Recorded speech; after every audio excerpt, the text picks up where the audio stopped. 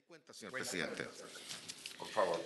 Una comunicación del presidente de la Sociedad Chilena de Radiología, doctor Marcelo Gálvez, con quien envía nombre a las sociedades científicas del país una propuesta de indicaciones al proyecto de ley que regula el precio de los exámenes y procedimientos de apoyo diagnóstico y clínico.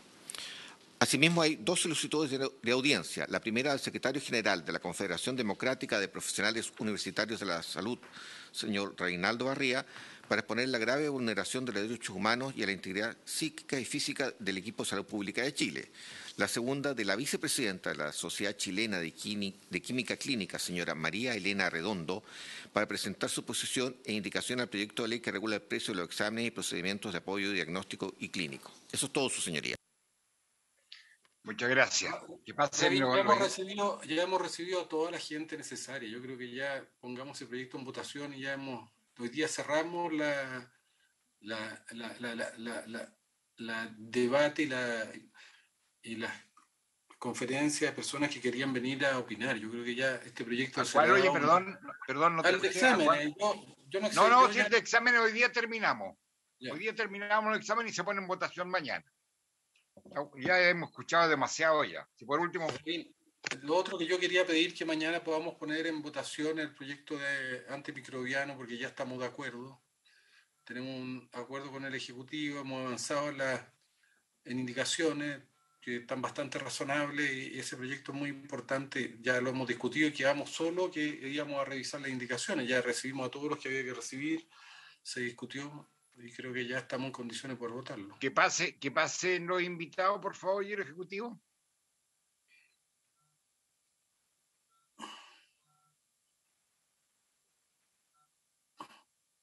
¿Pasó el Ejecutivo?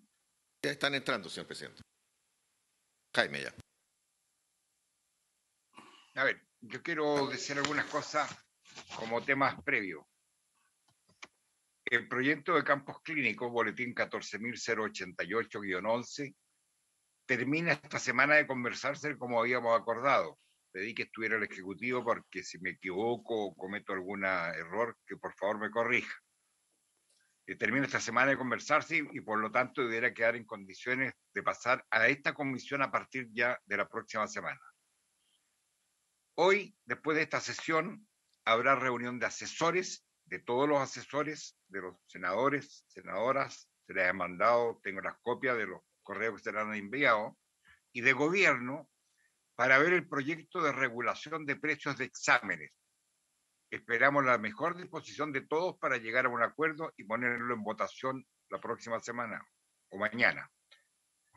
Reitero la invitación que hice la semana pasada para proponer invitados para el proyecto de eutanasia. Aún no han llegado a la Secretaría ningún nombre. Recordar que el tema de cuidado paliativo ya se vio en el otro proyecto, por lo que acá el tema se debe centrar en el derecho a solicitar auxilio a la muerte. El descanso o el proyecto de ley de descanso complementario, yo, estimada colega Carolina, le pido que por favor lo vean rápido en trabajo porque me he reunido y he leído declaraciones de los trabajadores de la salud que están reclamando por esto. Siguen insistiendo todos los gremios. Además, es un tema en el cual debiera considerarse además a los trabajadores del sector privado, en especial a las mujeres que no tienen con quién dejar sus hijos. Entonces, le rogaría, colega, que por favor lo pusieran en la Comisión de Trabajo. Y yo quiero solicitar, y termino con esto, quiero solicitar a la Secretaría dar prioridad al proyecto de ley de las metas sanitarias, que será priorizado por esta comisión dada la relevancia para los trabajadores de la salud. Sí, dígame, senadora Goich. Presidente, a propósito del proyecto, y justamente estoy aquí en audiencia con Gabriela Flores, estábamos trabajando el tema, yo he planteado, y así se lo he señalado a los dirigentes, que estamos terminando esta semana ya la tramitación de una ley de inclusión, de la modificación a la ley de inclusión, y el proyecto respecto al descanso compensatorio es el proyecto que viene siguiente en la tabla, así que deberíamos empezar su tramitación la próxima semana. Así lo he señalado, y además planteamiento que usted hizo y agradecer uno de los temas que me había planteado Gabriela justamente era el poder agilizar lo de las metas sanitarias. Así que gracias por contemplarlo.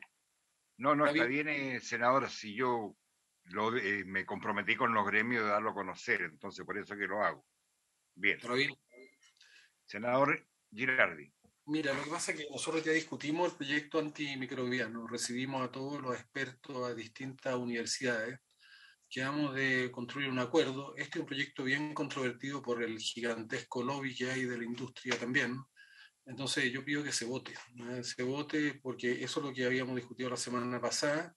Ya tenemos un acuerdo, trabajamos con Rafael Arauz del Ministerio de Salud, algunas propuestas que me parece que van en sentido correcto, pero a mí me parece que nosotros no podemos ser rehén de la situación de que aquí las empresas sigan tomando decisiones o intentando bloquear proyectos y que se demoren las tramitaciones cuando no cuando les afecta. Entonces, a mí me parece que este es un proyecto muy importante desde el punto de vista del impacto que está teniendo en los ecosistemas, en la salud, en la vida de las personas. En el contexto del calentamiento global, este proyecto es esencial. Chile tiene un problema gravísimo en materia de uso inadecuado de antibióticos de la producción animal, entonces yo pido que se ponga en tabla, presidente, porque parece extraño que me está pidiendo la palabra la senadora Ena Bomber y don Jaime González. Senadora. Gracias, presidente. No, yo quisiera preguntarle al Ejecutivo, yo no sé si estoy quizás confundida, pero entiendo que aquí no hay un acuerdo con el Ejecutivo, porque si es que hay un acuerdo respecto a antimicrobianos, si es que hay un acuerdo con el Ejecutivo, entonces yo no he sido parte de esa mesa, entonces quisiera entender eso, solo eso. Es una pregunta para algún representante del Ejecutivo. Don Jaime. Presidente, sí. La referente ministerial en materia de antimicrobianos es la doctora Tania Herrera. Nosotros estaríamos gustosos de conocer las indicaciones que ha trabajado el doctor Arauz. El equipo de asesoría legislativa no las conoce, la doctora Tania Herrera tampoco, y nosotros estamos ya no construyendo un acuerdo con todos los asesores de todos los senadores presentes y sin duda conocer este documento al cual se hace referencia el senador Girardi. Pero por nuestra parte no lo conocemos y el equipo técnico del Ministerio tampoco. Presidente, yo pido que se ponga en tabla la próxima semana con acuerdo con el Ejecutivo o sin acuerdo. Y que se vote cada cual de acuerdo a sus convicciones. Está bien. Entonces, para darle un corte a esto, que por favor los asesores se reúnan, como se van a reunir después de esta comisión, también se tome el acuerdo allí de trabajar estas indicaciones para la próxima semana. Termina el problema. Bien. Primer punto de la tabla es el proyecto de ley que modifica el Código Sanitario en lo relativo al cobro de las multas. Señor secretario. Señor presidente, vamos a la redacción del proyecto. Este proyecto está asignado con el número 14.336-11 y modifica el Código Sanitario en lo relativo al cobro de multas. Tiene origen en un mensaje de Su Excelencia el señor Presidente de la República. Se encuentra en segundo trámite constitucional y primero reglamentario. No tiene urgencia, aunque antes estuvo con discusión inmediata, y el objetivo del proyecto es modificar la normativa del Código Sanitario con la finalidad de facilitar el cobro de las multas impuestas en virtud de sumarios sanitarios, para dotar a la Tesorería General de la República de las herramientas que le permitan cobrar las multas asociadas a dichas infracciones. La estructura del proyecto se encuentra basada en un artículo único compuesto por 3 numerales y un artículo transitorio. El proyecto está compuesto por disposiciones propias de ley común. Las disposiciones que se relacionan con el proyecto son el Código Sanitario, el Código Tributario, el decreto con fuerza de ley número 1, que fijó el texto refundido, coordinado y sistematizado y actualizado del Estatuto Orgánico de Servicios de Tesorerías, y el decreto ley 1263 de 1975 de Administración Financiera del Estado. Como observación, se hace presente que el artículo 174, que modifica este proyecto, está actualmente siendo abordado por la Comisión Mixta de Fármacos 2 en el boletín 9914-11.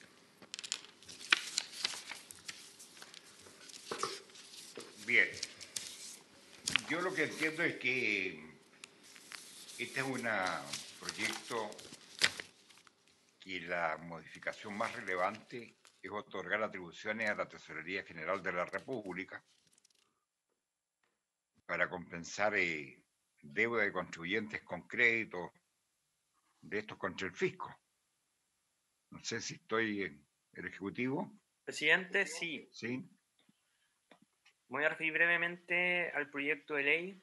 Es un hecho público Sí. notorio desde que ha comenzado la pandemia y a la fecha que se presentó el proyecto de ley existen más de 290.000 sumarios sanitarios, de los cuales ya han terminado cerca de 63.000 y han sido pagados un número importante de multas asociadas a las sanciones de dichos sumarios sanitarios. Sin perjuicio de aquello, este proyecto de ley es importante por los siguientes motivos. Uno, porque el Ministerio de Salud es un órgano centralizado y le corresponde al Consejo de Defensa del Estado la protección judicial de sus intereses.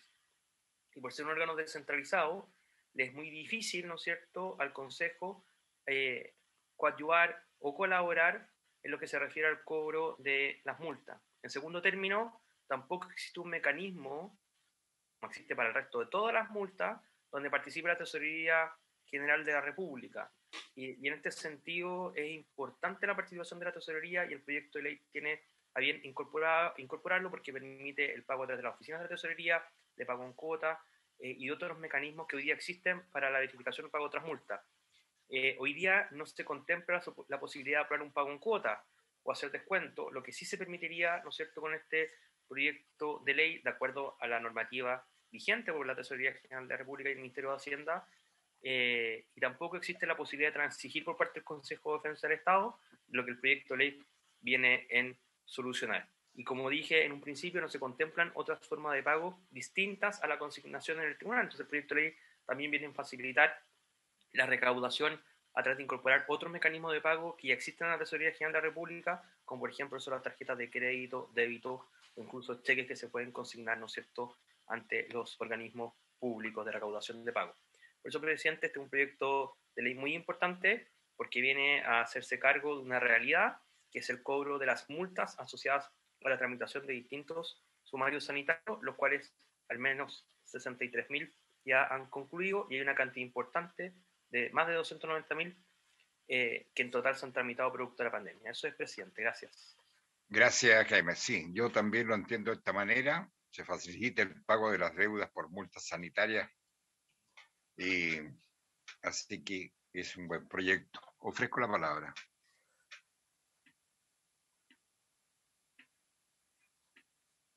Ofrezco la palabra. ¿Tenemos invitado? Presidente, ¿tenemos invitados respecto a este proyecto? Señor secretario. No, señor presidente, solamente la autoridad del Ejecutivo. Iniciamos hoy día su tramitación. ¿Perdón? Iniciamos hoy día la tramitación, señor presidente, por lo tanto no se ha hecho lista de invitados. Yo invitaría al tesorero o algún representante del Tesorería General de la República y punto. Esto es un proyecto bastante simple y yo creo que es bastante beneficioso para, sobre todo, los deudores. Presidente, ¿Sí? Si me lo permite, yo creo que el Consejo de Defensa del Estado estaría gustoso de participar en la tramitación de este proyecto y se puede juntar con quien designe el Tesorero General de la República, si usted lo tiene a bien. ¿Estarían de acuerdo con esas dos personas y votamos este artículo único? Y nos parece. Muy bien. Señor secretario, entonces tome nota. Lo invitamos. Así será, señor presidente. Muy bien. Lo que sí, señor presidente, les recuerdo, eso sí, que ustedes deben tener la prevención en la mixta de fármacos, que se está viendo este mismo artículo de no modificar esa parte, porque si no estaríamos incurriendo en una contradicción. Porque este mismo artículo se está viendo en ley de fármacos. Entonces, para que quede esta aprobación, hay que tener presente que la ley de fármacos no se haya cometido un error ahí. Les hago esa prevención nomás. Pero podemos operar. Bien. Muy bien. Muy bien. Bien, pasamos al segundo proyecto que reconoce la sordoceguera como discapacidad única y promueve la plena inclusión social de las personas sordociegas.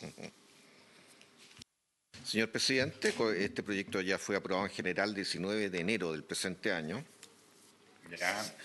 Sin embargo, el 22 de enero de este mismo año se publicó la ley 21.303, que establece algunas modificaciones, digamos. Por lo tanto, a este proyecto habría que hacer unas pequeñas adecuaciones que va a proponer después la Secretaría. El proyecto que se propone y que está en estudio se refiere, viene agregando las personas sordociegas en la letra G y en la letra H la guía intérprete en el número 1, artículo único. Intercala a continuación un artículo 8 bis, 8 ter. En el número 3 incorpora artículo 26, inciso segundo. Entonces, le vamos a hacer unas pequeñas prevenciones, si está de acuerdo también el especialista del Ejecutivo, Jaime, porque cuando se dictó la ley 21.303, en enero de este año, el 22 de enero de este año, una semana después o 7 días después de aprobar en general este proyecto, se modificó estos mismos números, estas mismas letras, perdón. El texto legal vigente en su letra G se refiere a persona con vigente o idea vigente, producto de esta modificación legal de enero del año en curso. Se refiere a persona con discapacidad auditiva, la H a la persona sorda y la I a la comunidad sorda. Las modificaciones que propone este proyecto de ley que se aprobaron una semana antes se refieren en la letra G a la persona sordo-ciega y a la letra H la guía y intérprete. La Secretaría estima que estas son dos modificaciones que son perfectamente compatibles con lo ya aprobado en enero, pero sí necesitamos hacer modificaciones de letras. Es decir, que deberían, en vez de ser G y H, deberían ser J y K, porque se refieren a materias distintas. Si ustedes lo pueden ver en el comparado, que tienen sus señorías en la página 2 que vamos a mostrar. Bien, secretario, pero a ver, vayamos a lo concreto. Este proyecto tiene dos grandes objetivos. Uno, considerar la sordoceguera como una discapacidad única, de manera de obtener los antecedentes suficientes que permitan el adecuado diseño, ejecución y evaluación de políticas, planes y programas, y mejorar la institucionalidad y las condiciones para la integración de las personas sordociegas. Y para eso hemos invitado, porque la idea es votarlo mañana, ha sido invitado el presidente de la Corporación para la Inclusión de Personas con Discapacidad Visual y Sordociegas, señor Andrés Luco. Yo entiendo lo que ha dicho el secretario y esas adecuaciones las tendría lista mañana y votamos el proyecto. Entonces, yo escucharía al presidente de la corporación si es que está presente. Sí, señor presidente, muchas gracias. Quisiera, sin embargo, darle la palabra a nuestra directora ejecutiva, que está más al tanto de este proyecto en toda su gestación. ¿Ah? Muy bien. Carmen Sánchez va a tomar la palabra. Muy bien, don Andrés. Muchas gracias, Andrés. Buenos días, presidente. Buenos días a toda la comisión. Quisiera hacer una pequeña presentación, si es posible. Sí, por supuesto. Presento entonces. Bueno, como bien dijo Andrés, mi nombre es Carolina Sánchez y quisiera partir con esta pequeña presentación para hacer también apoyo a lo mencionado en la ley. La sordoceguera como una realidad invisible. Antes de partir, no quisiera dejar esto sin nombres ni personas que están asociadas a esta tarea y que llevamos muchos años trabajando. Habemos varias instituciones a nivel país, 3 en total que estamos trabajando y una a nivel internacional que nació nuestra mentora en todo este proceso desde el año 95 para poder ver el tema de la sordoceguera. Pero, sin embargo, tenemos niños y adultos que han estado detrás de esta tarea. Y ellos son, y no quisiera no dejar de mencionar, los que ya están acompañándonos del cielo, es Claudio y Alexi, que han sido nuestros mentores, también Cristian, Magdalena, Dylan, Emilio, etcétera. Todos los niños que a través de nuestra tarea hemos llevado a cabo todo este trabajo que tiene que ver con la sordoceguera, como bien dice, una realidad invisible que ahora le queremos visibilizar. Y para aquello queremos también partir y acompañarlos cuál ha sido este recorrido para el reconocimiento de esta tarea. Partimos el año 2005 como institución haciendo mención año a año el trabajo. El año 2019 tuvimos el apoyo del diputado Undurraga para poder hacer visibilizar esta realidad. El año 2020 se presentó en la Comisión de Desarrollo Social la superación de la pobreza y planificación, la primera vez que nosotros hicimos mención para empezar a trabajar el tema de la ley, donde se hicieron estas primeras instancias. El 2020, en octubre, entró a la Cámara de Diputados, donde fue aprobada unánimemente y también, obviamente, con los apoyos técnicos del SENADI. Y como bien dicen ustedes, en enero de este año claramente fue ingresado como ley y en los diferentes articulados las modificaciones de la ley 20.422 y incluyendo ahora con la 21.303, ¿cierto? Por lo tanto, este año 2021 esperamos que esta tarea se lleve a cabo como corresponde, ¿sí? También recordar que esto no es azaroso. El 27 de junio de todos los años se conmemora el Día Internacional de la Sordoceguera. ¿Y por qué ese día? Porque ese día, hace muchos años, se dejó establecido por el cumpleaños de Helen Keller. ¿Quién es Helen Keller? La sordociega más conocida a nivel internacional. Ella ha recorrido un sinfín de países, obviamente dando a conocer que la sordoceguera y como una persona sordociega también puede llegar a una plena inclusión, ¿ya? Esto según la Declaración de las Necesidades Básicas de las Personas Sordociegas en el año 1989. Celebramos desde aquel entonces, el 27 de junio, el Día Internacional de la Sordoceguera, que los dejamos invitados también para conocer esta temática. ¿Sí? ¿De qué les hablamos? Antes de seguir esto, obviamente tenemos que entender que la sordoceguera no es la sordera más la ceguera. Estamos realmente como una discapacidad única que tiene características únicas que la hacen diferente al resto de las otras discapacidades. ¿Qué implica esto? Implica obviamente, en este caso, la existencia de una discapacidad auditiva, de una discapacidad visual, y que en conjunto claramente van a afectar la comunicación, pleno espacio para la inclusión, ¿cierto? La movilidad, el desplazamiento, el acceso a la información y al entorno. Teniendo cada una de estas áreas nosotros bloqueadas, claramente estamos en un aislamiento y no participación en la sociedad. En esto también encontramos que personas pueden tener otras discapacidades asociadas a la sordoceguera. Podemos tener personas con discapacidades físicas o discapacidad cognitiva también, y en esto también, en esta población, no totalmente son sordos o no totalmente son ciegos, es una población mínima que es sordo-ciego total, ¿sí? Por lo tanto, no implica necesariamente una falta de audición o de visión. Entonces, antes de irme de acá, quisiera dejar incorporado que la sordoceguera no es la sordera más la sordera, más la ceguera, es una sola, vamos a hablar de ella, ¿cierto?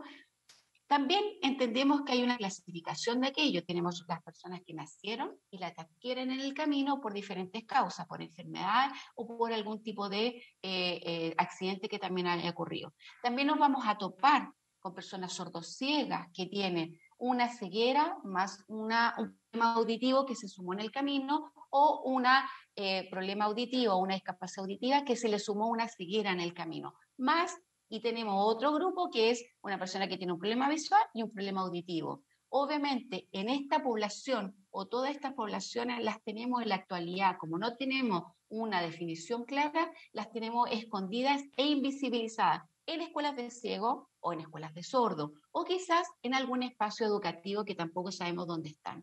Una vez que nosotros tengamos una definición clara, que es una persona sordociega, con todas sus clasificaciones, yo creo que vamos a poder establecer dónde están y quiénes están en la actualidad. Primero, ¿cuáles son estas necesidades importantes que esta sordoceguera o esta discapacidad única de alguna otra forma nos trae? Principalmente, presentan dificultad para percibir lo que sucede en su alrededor. Imagínense una persona sordociega que obviamente no ve, si nosotros tenemos una visión podemos ver lo que ocurre más allá de nuestras manos. Una persona sordociega no sabe lo que ocurre más allá de sus manos o lo que su entorno le permite interaccionar, ¿cierto? La pérdida combinada de audición y visión produce también un efecto de aislamiento. Si nadie me conversa, si nadie me toca, yo no sé quién está a mi alrededor. Si nadie me informa qué ocurre alrededor, yo no sé lo que está sucediendo, ¿cierto? Dificultad para conocer. Si en este minuto ya una persona sordociega, yo no le cuento lo que está ocurriendo, que somos mujeres, somos hombres, no sabe lo que está ocurriendo en este espacio. Hay una dificultad para desenvolverse en forma autónoma, ¿cierto? Necesitamos y requerimos de un otro. Y principalmente la principal tarea, el principal desafío de una persona sordociega es la comunicación. Y para aquello es de vital importancia tener un equipo especializado, calificado y obviamente métodos específicos de comunicación. Y para aquello necesitamos preparar a guías intérpretes, personas que manejen diferentes sistemas de comunicación, incluyendo la lengua de señas y la lengua oral. ¿Cuáles son estas estrategias de inclusión que queremos trabajar o queremos compartir con ustedes? Un equipo transdisciplinario. Tenemos la triada, ¿cierto? La familia, la comunidad, los profesionales y obviamente la persona sordociega. Sin ellos nosotros no podemos avanzar. Que sea un trabajo personalizado. Para una persona sordociega, sí o sí necesitamos el 1 a 1. No podemos trabajar un 6 por 1, un 8 por 1 como se hace en las escuelas especiales. Necesitamos a lo más 1 a 1, ¿sí? O quizás un 2 por 1, dos profesionales, dos sordos ciegos y uno profesional.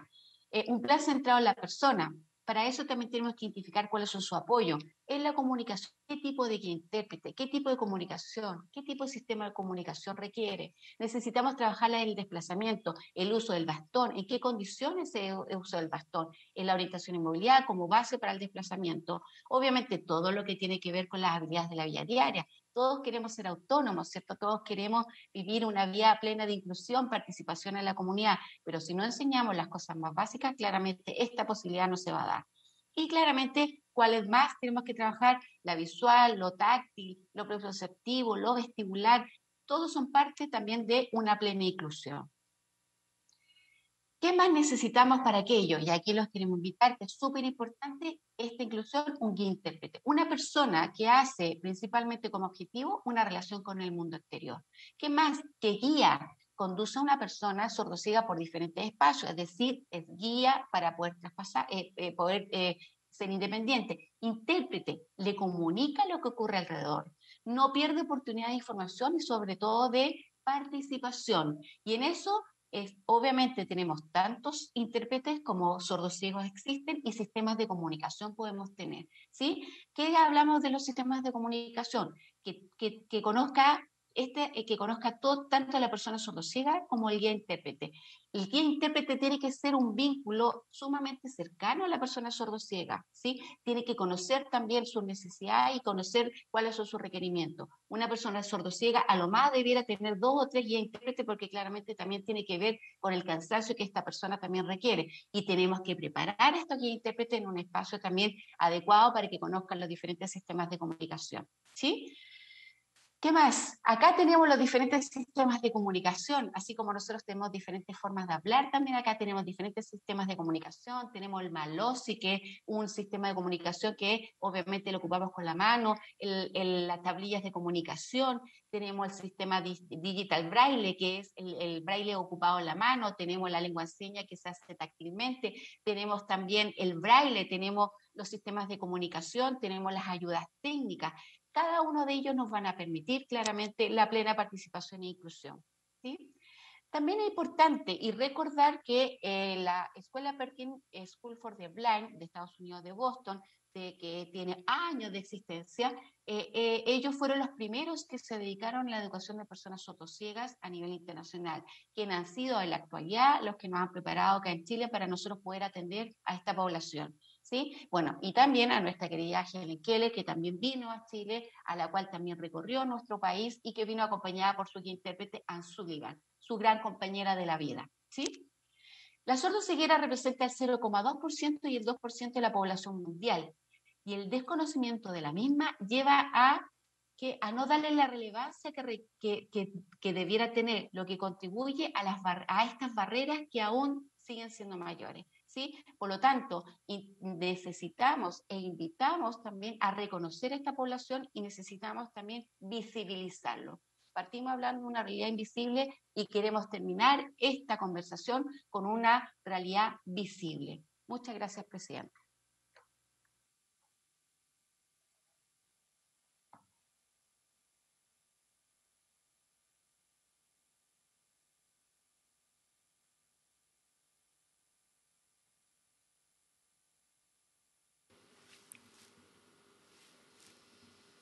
Presidente, la senadora Fombay está pidiendo la palabra.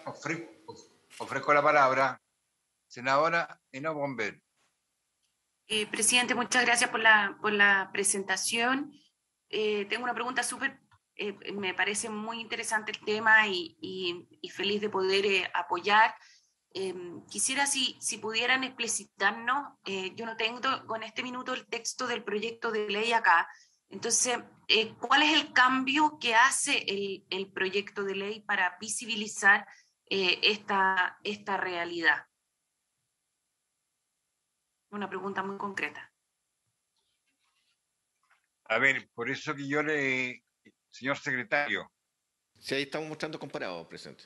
Sí, por favor, y son cambios para mejorar. A ver. Si es que lo pudiera relatar el secretario. Sí, no, el secretario nos va a explicar, senadora. Gracias, presidente. Gracias, señor presidente, gracias, senadora.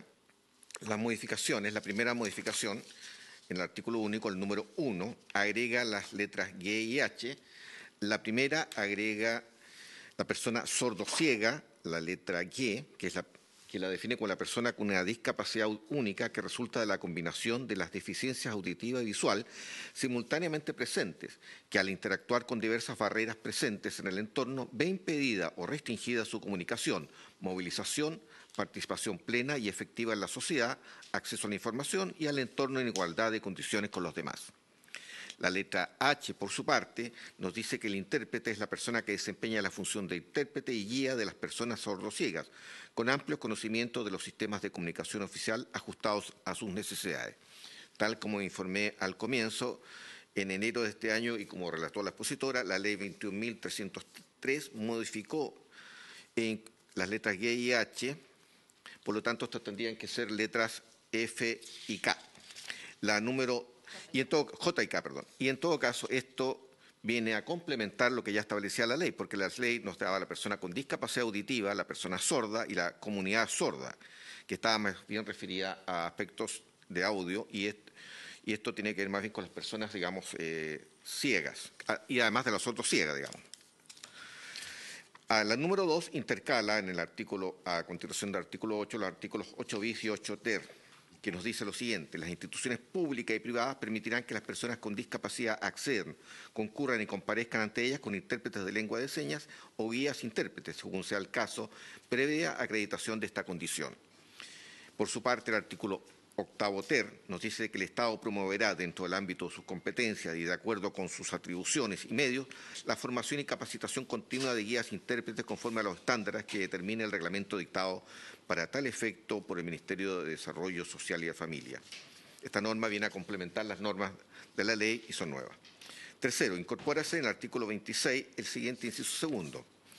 El artículo 26, que se refería a la lengua de señas.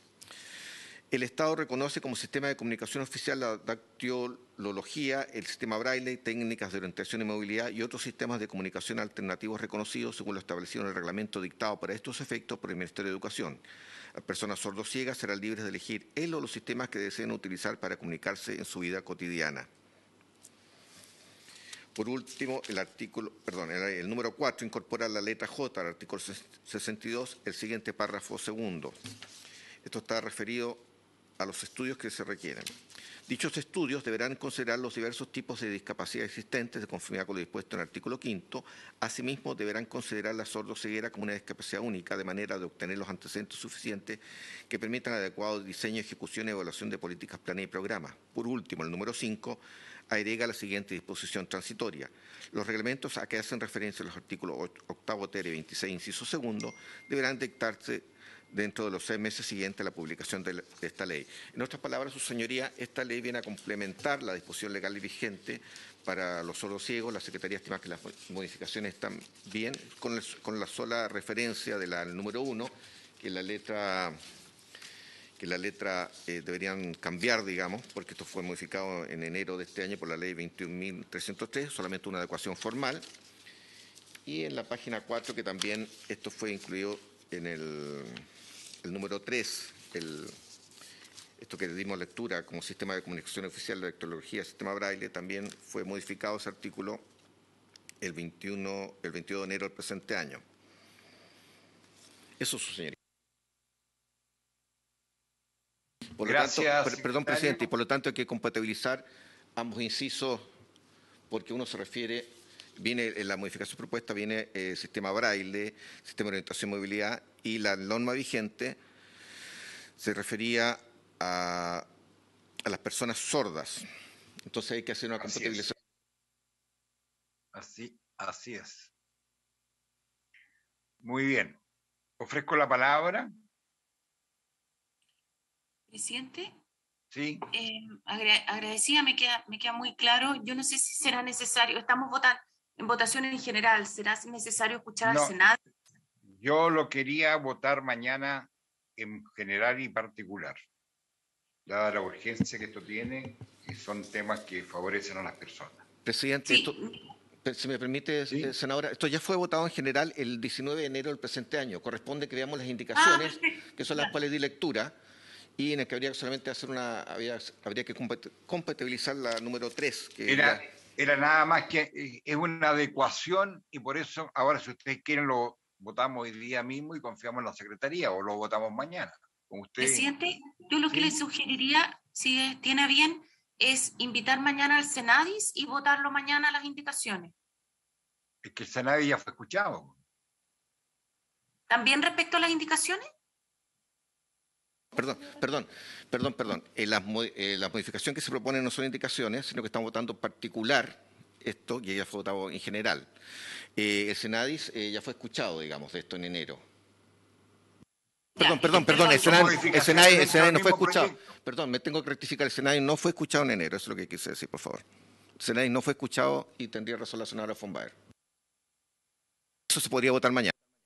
Está en tabla mañana en todo caso. Está en tabla en primer lugar. Sí, en primer lugar para votarlo, por eso lo habíamos puesto así. Entonces podemos votar al Senado y escucharlo cortito y lo votamos mañana, ¿no es cierto? Exacto. Muy bien. Ya que se cite al Senado y lo votamos mañana a primera hora. Okay. Así será, su señoría. Acuerdo adoptado. Muy bien, muchas gracias al presidente de la Corporación de Inclusión de Personas con Discapacidad Visual, señor Andrés Luco, y sus acompañantes. Muchas gracias. Muchas gracias, señor presidente, a usted y por su intermedio a toda la comisión. Muy bien, mañana esperamos votarlo. No tengo ninguna duda que va a ser favorable. Muchas gracias, presidente. Seguimos adelante con el proyecto de ley sobre regulación de precios de los exámenes y procedimientos de apoyo y diagnóstico clínico. Están invitadas la directora ejecutiva de la Fundación de Politopedia, señora Victoria Beaumont, el académico de la Facultad de Economía y Negocios de la Universidad de Chile, el señor Fabián Duarte, y el presidente de la Asociación de Hemodinamistas de Chile, doctor Marcos Coelho, y con ellos terminamos todas las invitaciones. Con esto hemos escuchado a todo el mundo. Muy bien. Señor secretario, ¿quién empieza? La señora Victoria Beaumont. Se le despide a los señores invitados un máximo de 10 minutos para poder a continuación tener una ronda de consultas con los señores senadores. Se les ruega ajustarse al tiempo. Muchas gracias, señora Beaumont. Muchas gracias, muy buenos días, mucho gusto verlos. Voy a compartir pantalla, por favor, para mi presentación.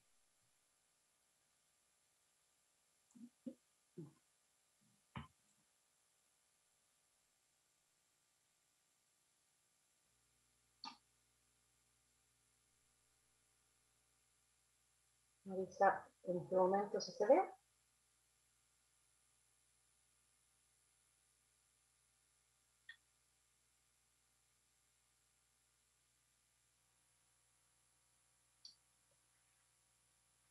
¿Se ve mi pantalla?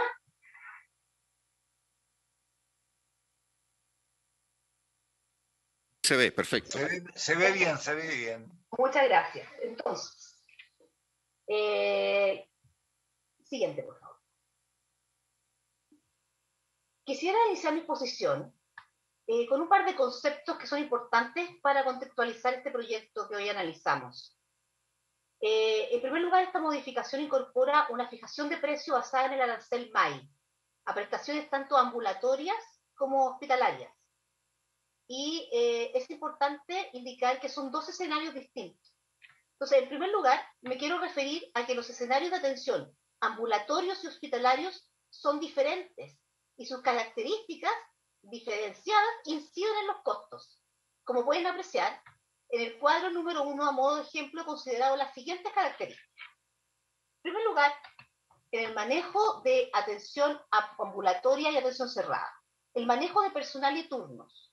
En la atención ambulatoria, funciona en horario hábil, por lo que tanto las dotaciones de personal son en jornadas de 45 horas. En la atención cerrada, se requieren horas 7 días a la semana, incluso feriados, lo que implica pago de turnos. En lo que se refiere a exámenes de laboratorio, los procedimientos de los exámenes de laboratorio se pueden derivar a laboratorios centrales, altamente eficientes, concentrando de esta forma la demanda y optimizando costos reales de reactivos y de personal. En cambio, en la atención cerrada, son requeridos de examen laboratorio, son requeridos en el momento, con urgencia. se puede procesar con menores niveles de productividad y por lo tanto tal vez incluso mayor gasto en reactivos. En lo que respecta a imagenología, en la atención ambulatoria se puede maximizar el uso de los equipos de imagenología mediante sistemas de agendamiento y el personal contratado está ocupado la mayor parte del tiempo. El informe de los exámenes se puede centralizar además. En la atención cerrada o hospitalaria, si bien también es posible centralizar estos resultados, se requieren equipos disponibles las 24 horas del día, los 7 días de la semana, tanto para tomar aquellos exámenes como para informarlos. Entonces tampoco se puede optimizar los equipos porque es necesario tener capacidad disponible para estas atenciones de urgencia. Esta descripción que yo he hecho la construí con el objetivo de indicar que en el proyecto de ley que hoy día estamos concentrados, se pretende fijar el precio otorgando un precio más bajo para la atención cerrada. Sin embargo, existen evidencia y, digamos, razones no arbitrarias que justificarían precios diferenciados entre la atención ambulatoria y la atención cerrada. Por lo tanto, en un proyecto de ley de esta naturaleza, es importante considerar estas diferencias y no colocarla dentro de un mismo articulado, o que no fuera la misma estrategia con respecto a la regulación o a la cobertura. Siguiente, por favor. Otro elemento que es interesante de considerar es la elección de la variable de fijación de precio que se ha propuesto en este proyecto de ley. La modalidad de atención institucional en muchos casos no cubre los costos. Un costeo realizado por FONASA en el año 2016, denominado Estudio de Costos de Prestaciones de Laboratorio e Imagenología, que fue realizado por el Departamento de Planes de Beneficios de FONASA, concluyó que en imágenes el 45% de las prestaciones tenían un costo superior al MAI, y en exámenes de laboratorio el costo era un 81% superior al MAI. Frente a esta evidencia, nos tomamos el trabajo de actualizar este dato. Quisimos saber si aún se daba ese tipo de diferenciación entre el costo de una prestación de examen y laboratorio y el MAI. Y nos encontramos con la siguiente información. Entre los exámenes analizados, que fue un estudio de 189 exámenes, comparamos con el AMAI 2021. Entre estos exámenes analizados, consideramos los de mayor frecuencia, tales como hemograma, perfil lipídico, radiografías de tórax, mamografía, escáner de cerebro y ecografías obstétricas y abdominales. Ustedes pueden ver que el MAI para el 21, el estudio nos indicó que un 66% de las prestaciones estudiadas tenían costos superiores al MAI. Incluso intentamos modelamos, mejor dicho, la fórmula que se incorporó en el proyecto de ley, que era el MAI más 50%, y nos dio que un 53% de dichas prestaciones presentaban costos por encima de este nuevo umbral de precio. Es importante mantener ese dato porque colocar un precio que puede estar por debajo del costo real de la prestación genera un impacto importante que después afecta a las personas. Y por lo tanto, quisimos también analizar, dado que nos daba que el MAI no era la mejor forma de generar un arancelamiento para el copago de este proceso, quisimos revisar el modelo de libre elección. En este caso es relevante entonces incorporar el análisis de la modalidad de elección, pues el arancel FONASA en el cual se da la relación entre el prestador privado y el beneficiario del FONASA. Entonces realizamos un ejercicio con el valor facturado de los exámenes de laboratorio para todas las prestaciones otorgadas a beneficiarios de ISAPRE y FONASA en el 2020. Y la conclusión fue la siguiente. Adelante, por favor.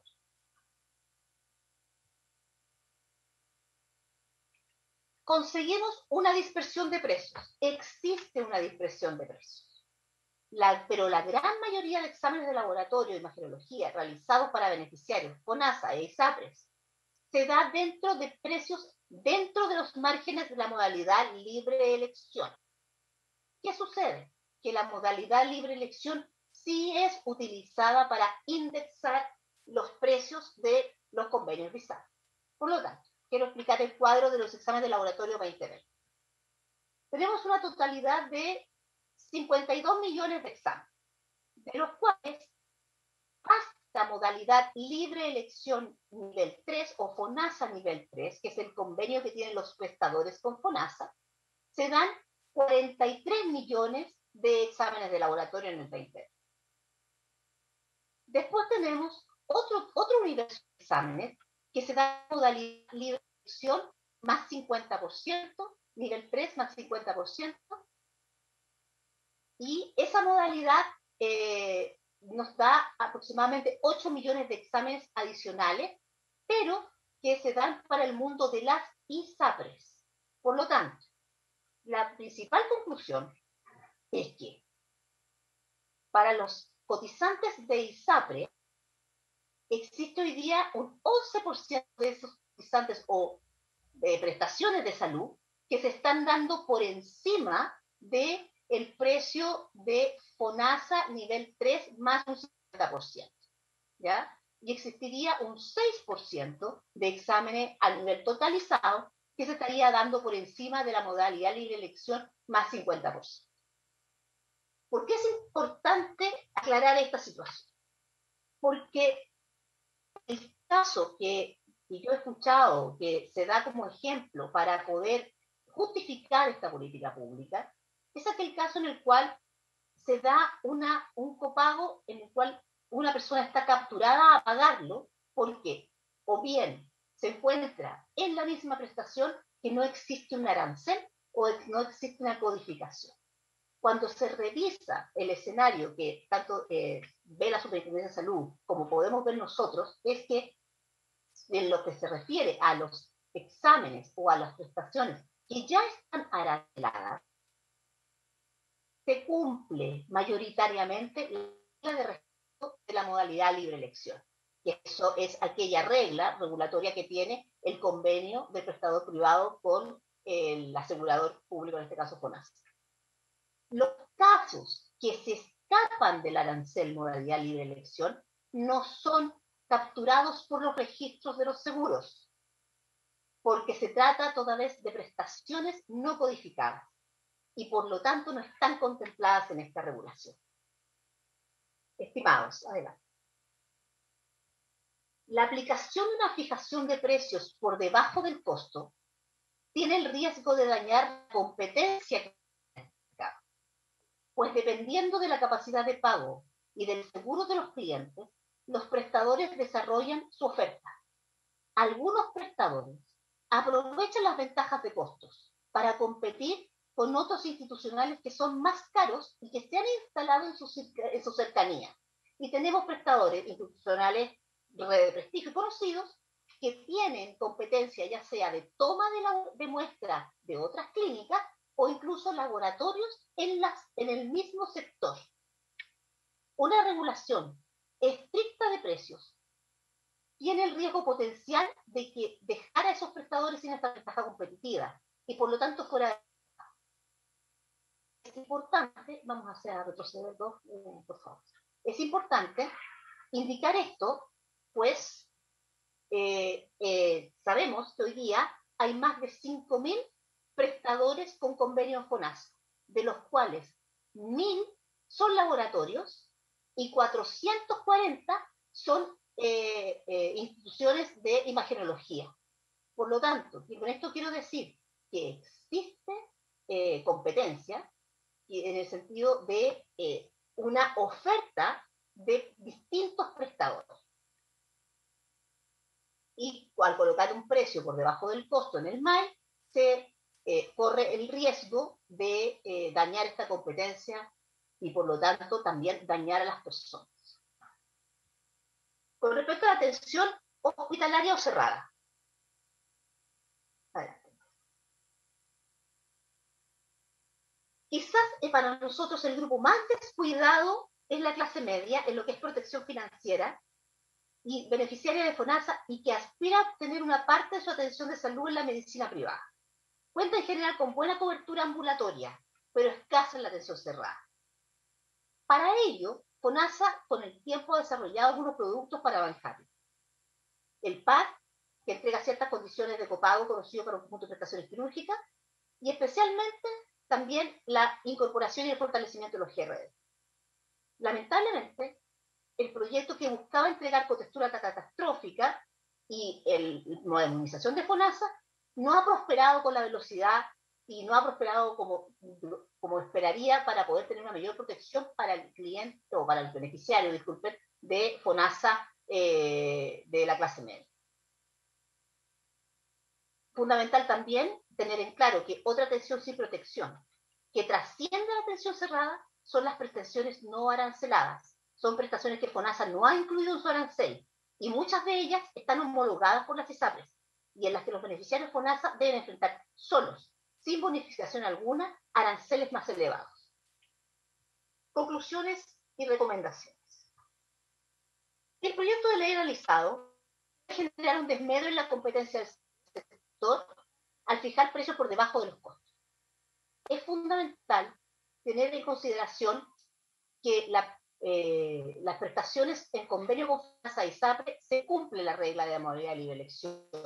En caso de FONASA y en caso de convenio con ISAPRE, por regla general, los precios están indexados a dicho arancel.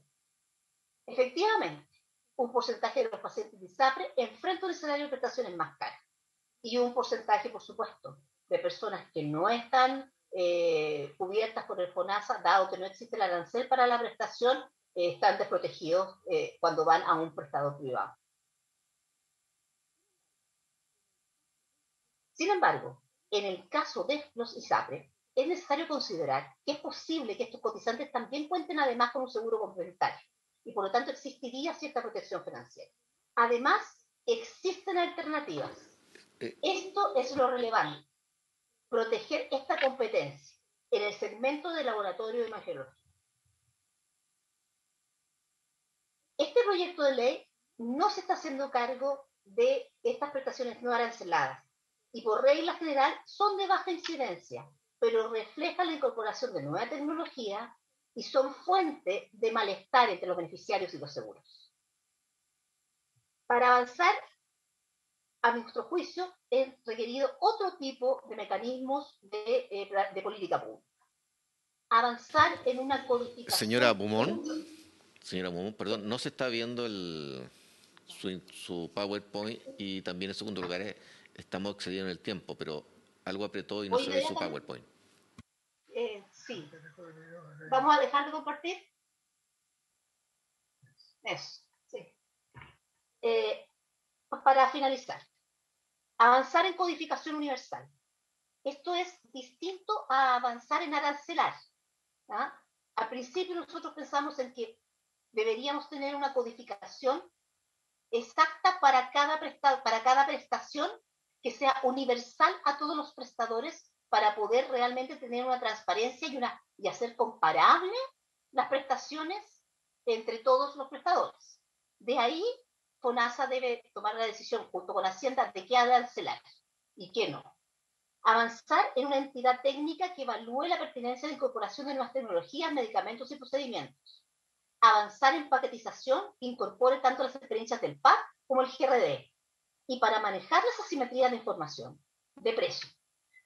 A nuestro juicio, la información que contempla la Superintendencia de Salud debe ser más amigable con... Hoy ese comparador es muy técnico, ¿ya?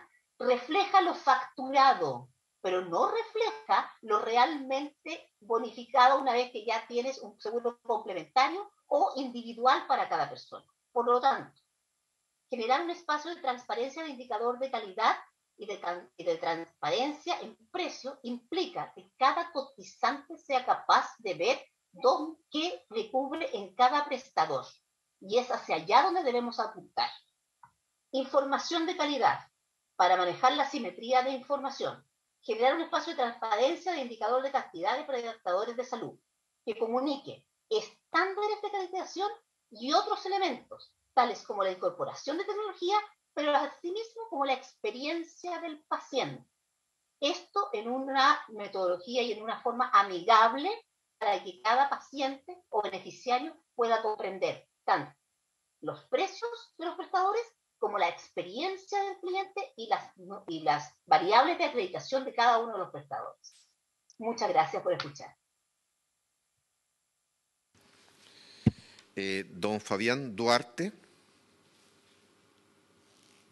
Hola, muchas gracias. 10 minutos, gracias, Fabián, presidente. muchas gracias. Senadoras y senadores, voy a compartir mi pantalla ahora.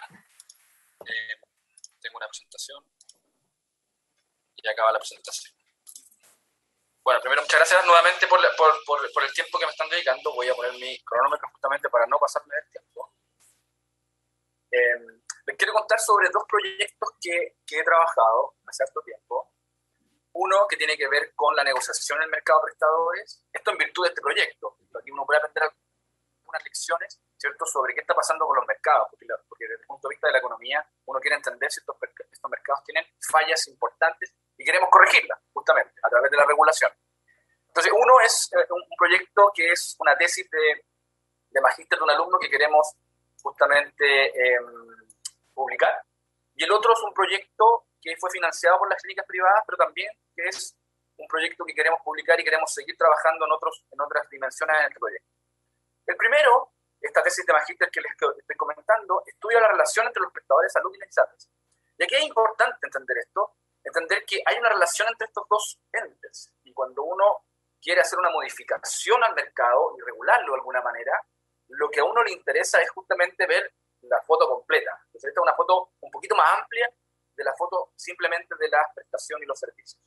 Utilizamos datos de 2010 a 2015 en el mercado hospitalario, ¿ya? El segundo proyecto ambulatorio, es algo que queríamos hacer hace rato, y bueno, encontramos financiamiento a través de las clínicas privadas e hicimos el análisis en el mercado ambulatorio. Este es el hospitalario. Y estudiamos una serie de prestaciones estandarizadas.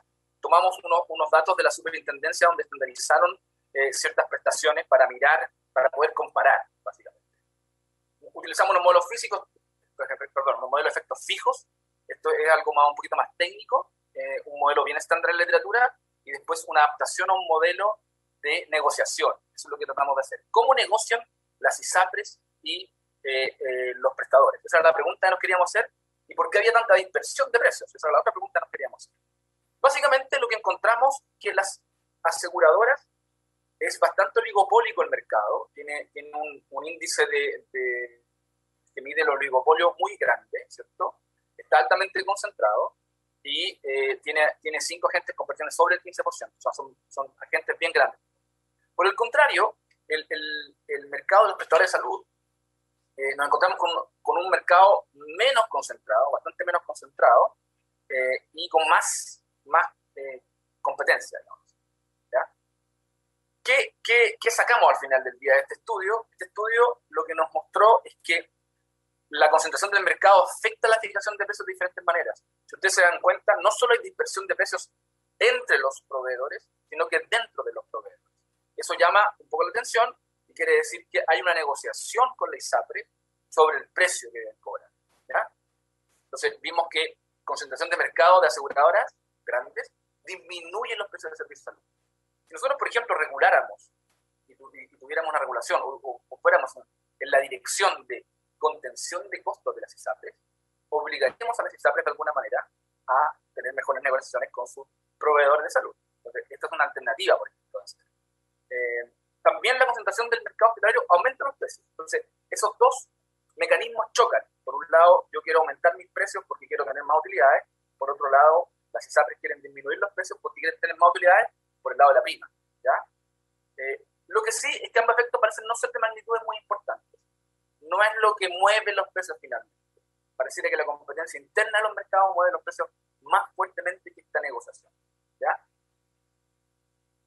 El segundo estudio, que es el primer estudio que estamos tratando de terminar y publicar, como les decía, el segundo estudio es un estudio, nosotros queríamos seguir avanzando en entender el mercado de prestadores, ¿cierto?, pero del lado ambulatorio. Así que tuvimos conversaciones y nos financiaron este estudio, como yo les decía, las clínicas privadas. Y este estudio utilizaba del 2017 al 2019 del mercado ambulatorio, ¿ya? Y se estudia un conjunto de prestaciones. Lo que hicimos acá fue bien interesante porque aquí nos comentaron de que estaba este proyecto de ley, nosotros estábamos trabajando en esto hace rato, que de alguna manera fijaba precios. Y fuimos a mirar a la literatura internacional porque no teníamos claro si esto se hacía, y lo que encontramos es que no existe este tipo de regulación en otras partes, hay otras regulaciones, dependiendo de cuál es la falla de mercado que quieren resolver. Eso es lo que nosotros encontramos en la literatura. Usamos varios modelos de la literatura de competencia para justamente verificar el grado de competencia y empezar a descartar posibles respuestas o posibles razones por las cuales vemos esta dispersión de precios, ¿ya? Porque lo que uno le enseña en economía, ¿cierto? Si estamos en un mercado perfectamente competitivo, todos deberían converger al mismo precio, ¿ya? Entonces uno dice, bueno, está costando el rey. Lo que pasa es que eso lo enseñan en primer año de economía, después te enseñan otras cosas más adelante, ¿ya? Entonces, lo que hicimos fue separar los mercados regionalmente y en 3 tipos de prestaciones. ¿Por qué hicimos eso? Fue básicamente porque existen diferencias regionales importantes, no solo epidemiológicas, sino que de costos, por ejemplo, de recursos, de tecnología. Existen diferencias regionales. La tecnología no necesariamente se copia porque a veces es muy cara. Y lo otro que nos llamó la atención es, hablamos con mucha gente que sabe el tema de salud, yo sé de economía de la salud, no de salud, y hay diferencias entre un examen de sangre y una tomografía o un escáner, algo súper sofisticado. Algunas son más homogéneas y más estandarizadas que otras. Y por lo tanto, la teoría económica nos debería mostrar que en esas más homogéneas debería haber más competencia, porque es más replicable la tecnología. Bueno, básicamente los resultados, porque me quedan 4 minutos y quiero hacer hincapié en estos resultados, es que existe dispersión de precios, ¿sí? En todos los mercados analizados, pero no existe coordinación de precios. Entonces descartamos una respuesta, no hay coordinación de precios, ¿ya? Entonces no hay colusión. O sea, eso ya es algo importante. Pareciera que no se coluden porque lo que nos muestran los resultados, la evidencia empírica es que no hay. Según la teoría económica, como les comentaba, al dividir estos 3 tipos de prestaciones, deberíamos encontrar que hay menos dispersión en los homogéneos, un poquito más de dispersión en los que son de alta complejidad. Eso es lo que encontramos. En los homogéneos, mucho menos dispersión, en los de alta complejidad, un poco más de dispersión. Y también, a nivel regional, hay varias diferencias. Y vemos que la región metropolitana presenta la mayor dispersión de precios. Es decir, tenemos grandes diferencias en la región metropolitana, mucho más grandes que en otras regiones. Entonces también es relevante decir, bueno, pero ¿qué en la región metropolitana en particular tenemos esta dispersión y no en otras regiones en todos estos tipos de prestaciones? Como les decía, vimos que los mercados no estaban concentrados, entonces hay baja concentración. Eso habla con nuestro primer paper, habla bastante bien de que por lo menos es de esa manera. Utilizamos ahí, hay varias cosas técnicas, yo les puedo mandar los 2 proyectos para que ustedes los lean. Lo interesante es que cuando miramos la distribución, vimos que los proveedores, Victoria nos comentó esto de que los precios están algunos bien cerquita. Sí, es correcto, están bien cerca de la mediana. Y cuando uno combina esto con los precios de MLA y MAI, se da cuenta que en los, por ejemplo, homogéneos, que es la mayoría de los exámenes y prestaciones, están por debajo de ese precio. Entonces, al hacer una regulación de fijación de precios a ese precio, encarecería el costo de la prestación, ¿ya? Entonces, eso es relevante también de mostrar. Entonces, cuando miramos en más detalle, nos pidieron las clínicas mirar más detalle esto, nosotros estábamos mirando solamente competencia, mirar en más detalle esto, y nos dimos cuenta que si los precios se fijan, lo que va a pasar es que pueden pasar 2 cosas. Una, como son más altos que los que se ven en la distribución, van a encarecer los precios y por lo tanto los beneficiarios se van a ver afectados. Y por otro lado, lo que podría pasar si están muy por debajo es que podría sacar a competidores del mercado y hacerlo más concentrado de lo que está. También no necesariamente algo que nos gustaría. Entonces la pregunta al final es, ¿de dónde viene esta dispersión de precios? Y la verdad es que analizamos la región metropolitana y nos dimos cuenta que podría venir de varias formas, hay varias razones. Una, asimetría de información, Victoria ya lo mencionó. Otra, diferencias de costos, diferencia del suelo, diferencias de arriendo, diferencias de especialistas, etc. Cuando los separamos por ubicación geográfica de la región metropolitana, nos dimos cuenta que dentro de cada ubicación la dispersión era mucho, mucho menor. Entonces, asimetría de información no debería ser la causante, o muy pequeño, muy chico. lo que nos dimos cuenta es que en lugares donde el suelo es más barato, las prestaciones son más baratas. Donde el suelo es más caro, las prestaciones son más caras. Solo como indicador, podemos mirar otras cosas más, pero nos dimos cuenta que hay una correlación. En lugares más caros, las prestaciones son más caras, ¿ya? Por lo tanto, sospechamos que puede venir de costos. ¿Qué quiero terminar con esto? Creemos que hay fallas de mercado, definitivamente hay fallas de mercado. Creemos que hay parte de la explicación de las fallas de mercado son las asimetrías de información. Y obviamente informar sobre los precios lo más posible. Pero también hay otras barreras. Hay costo de trasladarme. ¿Qué quiero decir con esto? Yo podría estar semicapturado, estoy hablando en el ambulatorio, estoy semicapturado con un doctor, me hace un examen. Si yo quiero buscar el examen donde sea más barato, tengo que ir a hacerme el examen, después ir a buscar los resultados y volver a traerlo al doctor. Y ahí creemos que podrían haber ciertos mecanismos que permitan hacer esa transición muy fácilmente. Es decir, tomar los exámenes en cualquier lado y estar hábil, digamos una ficha clínica universal, donde yo pueda ir a cualquier proveedor, tenga mi examen ahí, lo suban en la nube, ¿cierto? Y mi doctor en cualquier otro lado, o mi doctora lo pueda ver, ¿cierto? Eso rompe la captura que pueden tener ciertos prestadores y claramente aumenta la competencia. Y lo otro es definitivamente mirar precios máximos de referencia, es algo que la literatura lo ha hecho mucho y lo hacen en muchas partes, donde se utiliza más bien un tipo de poder monopsónico que tienen, por ejemplo, FONASA, ya lo usa, pero lo podría usar un poco más, para no fijar, sino que guiar los precios. Creo que estoy en el tiempo. Muchas gracias. Muchas gracias, doctor. Ofrezco la palabra. Señor presidente, le corresponde al doctor Marco Coelho. Perdón, a don Fabián Duarte estaba así. Perdón. Don Marcos Coelho. Hola, buenos días, señor presidente. Bueno, yo soy el presidente de los hemodinamistas de Chile, conceptualizados como cardiólogos intervencionistas, así que voy a compartir pantalla igual para hacer una pequeña presentación.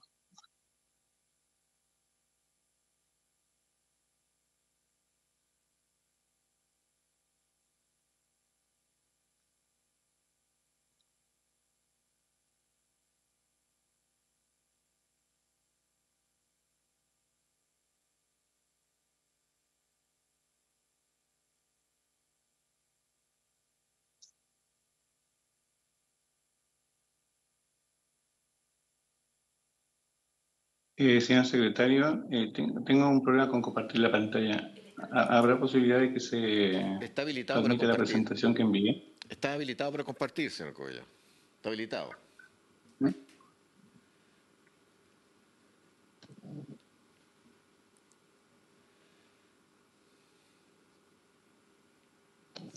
Ahí lo está empezando. ¿Está compartiendo? No, estaba empezando y se cortó.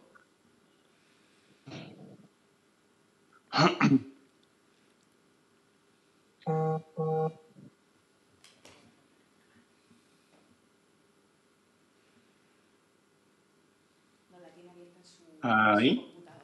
No. Tienes que abrir la presentación. Ahí está abierta. Ahí sí. Okay. Ya. Bueno, proyecto de regulación de precios de exámenes. ¿Me escuchan? Sí, se escucha perfecto. Ya. Bueno, para empezar quiero darles una pequeña introducción de quién es un hemodinamista en este año, en el 2021. Bueno, es un médico que después de pasar su pregrado hizo un posgrado con especialidad en medicina interna 3 años, una especialidad en cardiología 2 años y una especialidad en cardiología intervencional y cateterismo cardíaco durante 2 años. Este trabajo, en cuanto a hemodinamia, implica mucha exposición y constante a radiación, gran estrés laboral por las patologías complejas que se atienden y porque son de alta gravedad. Y además una disponibilidad para atención de urgencias 24 horas, 7 días de la semana. Además, los procedimientos de cardiología intervencionista tienen tecnología en evolución constante, equipos de alto costo, uso de insumos múltiples, y el equipo de trabajo capacitado en procedimientos específicos, enfermero, tecnólogo médico, TENS. Las patologías de urgencia, además, en las que trabajamos son tiempo dependientes, mientras la atención se produzca de manera más rápida, menor mortalidad y mayor mortalidad. Por ejemplo, el infarto agudo de miocardio, que es una patología de gran impacto. Como antecedentes, pongo a consideración de ustedes que, bueno, se hizo un estudio de costos para dar una aproximación de precios de los procedimientos de cardiología intervencional en el año 2017 por el Subdepartamento de Plan de Beneficios FONASA, en los cuales, bueno, se llegó a algunas conclusiones importantes. Dentro de las conclusiones en cardiología específicamente, se dijo que el grupo de prestaciones que tienen componente clave a los insumos, el alto de los dispositivos y fármacos que se utilizan en las prestaciones representa un elemento clave para el costo total de las prestaciones del área de cardiología. Además, en el caso de hemodinamia requieren un pabellón quirúrgico con equipamiento donde se utilizan dispositivos como stent, endoprótesis, COEs, balones de corte, etc. La escasez de oferta en esta área, principalmente en prestaciones de alto costo, ha generado listas de pacientes de espera para algunas prestaciones y los dispositivos y fármacos de alto costo fueron necesarios aislarlos de este análisis para evaluar el costo de los procesos. Una de las conclusiones de este estudio fue que la mayoría de prestaciones en nuestro rubro, en lo que considera cardiología intervencional, estaban subvaloradas en porcentajes no menores, como promedio 60%. Bueno, entonces el sistema de salud acá en el país hizo canastas asociadas a resolución diagnóstica para, digamos, complementar o equiparar estos pagos. Además, utilizó en primera instancia prestaciones valoradas denominadas PPV y las canastas asociadas a resolución diagnóstica denominadas ahora GRD. Entonces, quisiera poner un ejemplo de lo que realmente se está haciendo, digamos, para categorizar y pagar estos procedimientos. Por ejemplo, aquí en el catálogo de la prestación se pone el nombre de angioplastía y esta angioplastía tiene 3 valores distintos dentro del mismo sector público, dentro del mismo GRD. Una que consideran leve, obviamente que se paga menos, una que es moderada y una mayor. Estos procedimientos, ¿por qué aumentan, digamos, de leve a moderados o a mayor? No aumentan por el procedimiento en sí, ni por el tipo de procedimiento que se haga. Aumentan por los criterios de severidad. Está relacionado con los diagnósticos secundarios y comorbilidades, los cuales se extraen de la ficha clínica. Sin embargo, en el sistema de codificación bajo su algoritmo predefinido, el cual define si el caso se queda con severidad leve, moderada o mayor. ¿Qué implicancia tiene esto?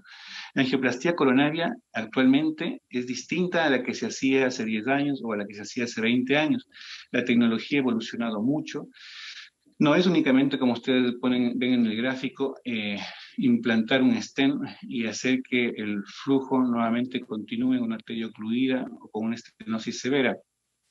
Esta es una gráfica de la guía clínica de infarto agudo de miocardio, donde ustedes ven que la mortalidad desde la llegada de estos procedimientos ha bajado mucho, tanto en ambos sexos como entre hombres y mujeres. La angioplastía y las técnicas diagnósticas actualmente no están codificadas. Actualmente hacemos tomografía de coherencia óptica, estudios funcionales, estudios con imágenes intracoronarias que no están en ninguna parte catalogados ni codificados y por cuanto no estarían dentro de los costos de las prestaciones que se pagan actualmente. Tampoco están nuevas terapias que están realizándose, que están incluidas y que actualmente los pacientes tienen que pagar. En su totalidad, cierres de orejuela, implantes percutáneos de válvulas aórticas, tecnologías que son aplicables y en los cuales en nuestro país hay referentes regionales que están muy capacitados para hacer los procedimientos y que los porcentajes tanto de mortalidad y morbilidad son bajos a diferencia de otros países. Entonces, salió el boletín 3892, donde se ponía el proyecto a la regulación de exámenes, procedimientos y apoyo diagnóstico y clínico. Aplicado a las prestaciones con las cuales nosotros laboramos diariamente, los procedimientos de hemodinamia, encontramos estas ciertas circunstancias. Las prestaciones FONASA codificadas o incluidas en las canastas de la solución diagnóstica están subvaloradas. No existe estudio de costos que contemple nuevas tecnologías diagnósticas o terapéuticas. Al no existir estudio de costos, no existen códigos para nuevas tecnologías diagnósticas ni terapéuticas. El aumento de porcentajes de aranceles para regulación de precios calculado en base a precios FONASA será inferior al real y será insuficiente. Las diferencias considerables en costos y subsidio de implementación o renovación de nuevas tecnologías no se ha tomado en cuenta. La disminución, además de esto, provocará la disminución de la oportunidad de atención. Además, desincentiva la implementación de nuevos equipos y mayor desarrollo tecnológico y humano. Nuestras conclusiones y en nuestra opinión es la siguiente. Nosotros apoyamos transversalmente una ley que regule los precios de procedimientos diagnósticos y clínicos, pero para efectos prácticos, los precios FONASA actuales no deben ser la referencia para la implementación de esta ley, ya que están subvalorados y no están actualizados. Se solicita se cree un ente dependiente del Ministerio de Salud que contenga una comisión de expertos con probidad demostrada que actualicen los precios y realicen estudio de costos actualizado. Es necesario codificar urgentemente las nuevas tecnologías diagnósticas y terapéuticas, también guiados por una comisión de expertos. Es necesario en este estudio de costos incluir, como en otros países, un factor que calcule y valorice el trabajo médico, capacitación, habilidades, estrés, exposición a radiación, convirtiendo esto en un valor monetario acordado y con la participación activa de los trabajadores que nos desenvolvemos en esta actividad. El proyecto debe incluir además variables como horario hábil, inhábil y distancia geográfica.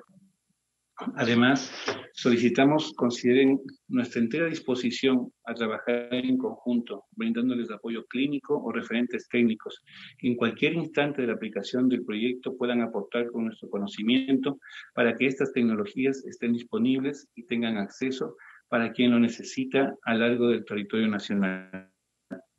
En cuanto a estas patologías, en Chile, quiero que ustedes consideren, señores senadores, que somos un referente regional, tanto de optimización de recursos como de producción y de capacitación médica. Así que esperamos que esta presentación abra un nuevo ítem de discusión y se pueda plantear algún tipo de cambio para que el proyecto mejore y obviamente con esto aportemos a que nuestra opinión sea la adecuada para que los pacientes a futuro se beneficien en cualquier lugar de Chile que se encuentre.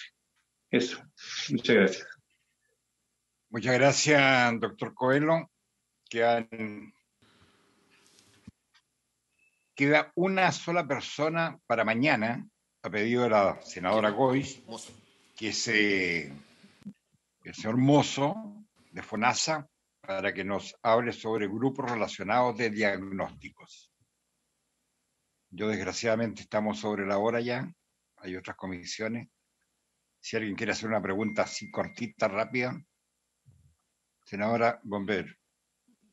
Yo quisiera preguntarle, es súper específico, al profesor Duarte. Entiendo que lo que ustedes finalmente, o sea, si es que uno tuviese que explicarlo en muy corto, lo que ustedes vieron es que las diferencias de precio tienen dos factores relevantes. Uno es si es que el examen es más complejo y lo otro es la situación geográfica de donde se realiza el examen. ¿Entendí bien? Sí, es más o menos eso. Seguramente hay algo de asimetría de información. Es el siguiente proyecto que queremos hacer. Queremos verificar si hay algo de ahí. Pero claramente hay diferencias de costos. O sea, yo tengo un laboratorio grande, soy más eficiente, cobro un costo distinto si tengo un laboratorio chico independiente, y al mismo tiempo depende de la región, porque los costos son distintos regionalmente, y depende del tipo de examen. Hay unos súper estandarizados donde tengo una máquina, aprieto un botón, y otro donde necesito un especialista que lo mire, que haga su arte, que nos entienda bien. Y esas diferencias son diferencias de costos. Muy bien, muchas gracias, don Fabián, habiéndose cumplido el objeto de la sesión. Pero antes quiero recordarle que inmediatamente después de esta sesión los asesores de todos los senadores con los asesores del gobierno se van a reunir para seguir concordando sobre este proyecto. Bien, nos vemos mañana entonces a las 9:30 con el señor Mozo. Hasta la tarde. Gracias. Muchas gracias.